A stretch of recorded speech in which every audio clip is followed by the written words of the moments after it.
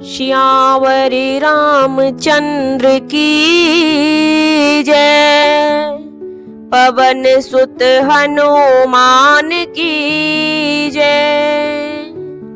तुलसी कृत रामचरितमानस कथा प्रारंभ। रिकॉर्डिंग स्टार्ट होने से पहले सभी देवताओं की स्तुति कर ली गई है। अब समय है कथा में हनुमान जी को बुलाने का। प्रणबहु पवन कुमार, खलवन पावक ज्ञान घन।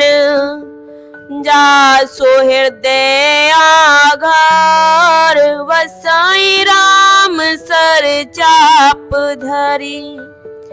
तुलसी कृत रामायण, कथा कहूँ अनुसार। रामा कथा कहूँ अनुसार। आय सुआसन लीजियो, विराजियो पवन कुमार। मंगल भवनय मंगल हारी, द्रवौ सुदशरथ अजिर बिहारी। तो कल की कथा में हमने सुना था, जे सजीव जग अचर चर, नारी पुरुष अस नाम। ते निज निज मर्जाद तज, भये सकल वस काम।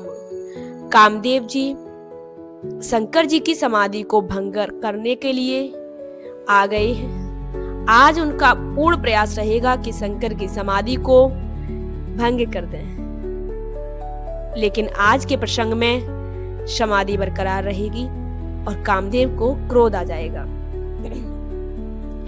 तो जगत में स्त्री पुरुष संज्ञा वाले जितने जड़ और अचर प्राणी थे, वे सब अपनी अपनी मर्यादा छोड़कर काम के बस हो गए। और आगे, सबके हृदय मदन अविरासा,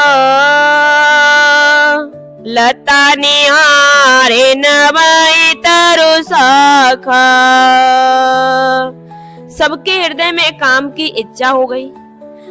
लताओं जो बेल होती हैं, बेलों को देखकर वृक्षों की डालियां झुकने लगी और नदियों मागे अम्बुदक उदाई, संगम करई तालाब तलाई। नदियां उमड़ उमड़ कर समुद्र की ओर दौड़ी और ताल तरैया भी आपस में संगम करने लगे, मिलने जुलने लगे। अस जहां दशा जड़न के वरनी, को काई सकाई सचेतन करनी। जब जड़ वृक्ष नदी आदि की यह दशा हो गई है, तो चेतना वाले मनुष्य जो होते हैं, जिनके पास स्वयं का विवेक है, उनका क्या हाल हुआ कामदेव के प्रभाव से। पशु पक्षी नभ जल थल चारी, भय काम वस समय विसारी।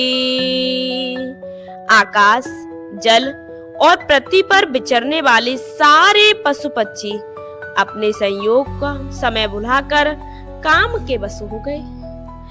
मदन आंध व्याकुल सब लोका, निस दिन नय अवलोकय कोका। सब लोग कामांध होकर व्याकुल हो गए। चकवा चकवी रात दिन नहीं देखते। देव दानुज नर किन्नर व्याला, प्रेत पिशाच भूत बेताला। इनके दशा न कयूं बखानी, सदा काम के चेरे जानी। देव, दैत्य, मनुष्य, किन्नर, सर्प, प्रेत, पिशाच, भूत, बेताल, ये तो सदा ही काम के गुलाम हैं। यह समझकर मैंने इनकी दशा का वर्णन नहीं किया है। तुलसीदास जी कहते हैं कि मैंने सिर्फ जड़ जीवों का बता दिया है कि वह काम के बस किस प्रकार थे, लेकिन ये जो हमेशा ही काम के मद में रहते हैं, मनुष्य हैं, सर्प हैं, पिशाच, किन्नर, भूत, ब्याल, इनके बारे में मैंने वर्णन नहीं किया है। सिद्ध विरक्ति मुनि जोगी ते पे काम बस भये वियोगी। महामुनि, सिद्ध, विरक्त और महान योगी भी काम के बस होकर योग रहित और स्त्री के विरही हो गए। भय काम बस जोगी तापस पावरन की को कहे। देखई चराचर नारीमय जे ब्रह्ममय देखत रहे। अबला विलोकय पुरुषमय जग पुरुष सब अबलामयम्। द्वैदंड भरे ब्रह्मांड भीतर काम कृत कौतुक अयम्। तो तुलसीदास जी समझा रहे हैं कि जब योगीश्वर और तपस्वी भी काम के बस हो गए, तब पामर मनुष्यों की तो बात ही कौन करे, जो समस्त चराचर जगत को ब्रह्ममय देखते हैं। जो योगी हैं, तपस्वी हैं, वे अब काम के बस से पूरे संसार को स्त्रीमय देख रहे हैं और स्त्रियां सारे संसार को पुरुषमय देखने लगी और पुरुष उसे स्त्रीमय देखने लगे।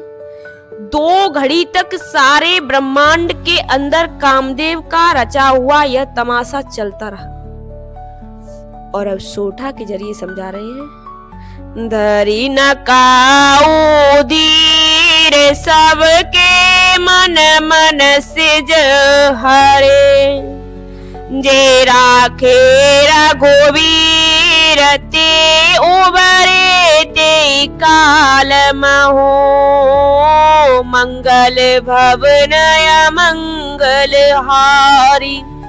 द्रवौ सुदशरथ अजिर विहारी। किसी ने भी हृदय में धैर्य नहीं धारण किया। कामदेव ने सबके मन हर लिए। श्री रघुनाथ जी ने जिनकी रक्षा की, केवल वे ही उस समय बचे रहे, बाकी सब काम के बस में हो गए। उबे गरी असको तुक भयऊ। जो लगे काम शंभु पाए गयऊ। 2 घड़ी तक ऐसा तमाशा हुआ जब तक कामदेव शिवजी के पास पहुंच गया। शिवई बिलो की ससंग के उमारू।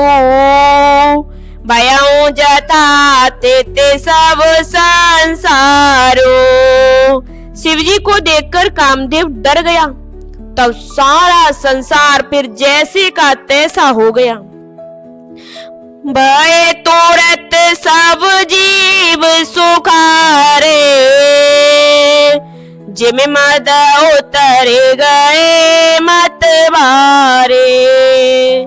तुरंत ही सब जीव वैसे ही सुखी हो गए जैसे मतवाले नशा पिए हुए लोग मद उतर जाने पर सुखी हो जाते हैं। रुद्राई देखे मदन भय माना। दूराधर से दूरे गम भगवाना। दुराधर्ष होता है जिनको पराजित करना अत्यंत ही कठिन हो, और दुर्गम जिसको पाना, जिनका पार पाना कठिन हो। भगवान संपूर्ण ऐश्वर्य, धर्म, यश, श्री, ज्ञान और वैराग्य रूप 6 ईश्वरीय गुणों से युक्त होते हैं भगवान। और रुद्र महाभयंकर। शिवजी को देखकर कामदेव भयभीत हो गया। जब कामदेव ने शिवजी को देखा तो डर गया, कांपने लगा। फिरत लाज कछु कर नहीं जाई। मरण उठाने मन रचे से उपाय। लौट जाने में लज्जा मालूम हो रही थी कामदेव को, और करते हुए कुछ नहीं बन रहा था। अब करूं तो क्या करूं, अब आगे कुआ पीछे खाई। प्रगटे से तोरत रोचिर रे तो राजा, कुसमेत नवतरो राज विराजा। आखिर मरने का निश्चय कर लिया कि अब तो मरना ही है, लौट नहीं सकता, इज्जत की बात है। तो अब कामदेव ने क्या किया, तुरंत ही सुंदर ऋतुराज बसंत को प्रकट किया।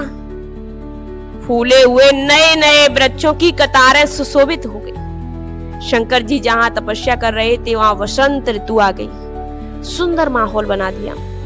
बनो पवन बापिका तड़ागा, परम शोभग सब दिशा विभागा। वन, उपवन, बावली, तालाब और सब दिशाओं के विभाग परम सुंदर हो गए। नए नए फूल खिलने लगे, पके हुए फल लगे हुए हैं, सुगंधित हवाएं बह रही हैं। जाता जनो मगत अनुरागा, देखे मुए मन मन से जागा। जाता मानो प्रेम उमड़ रहा है, जिसे देखकर मरे मनों में भी कामदेव जाग उठे। बहुत सुंदर छंद है। जागे ओ मनोभव मुए ओ मन बन, सुभगता न परे कही।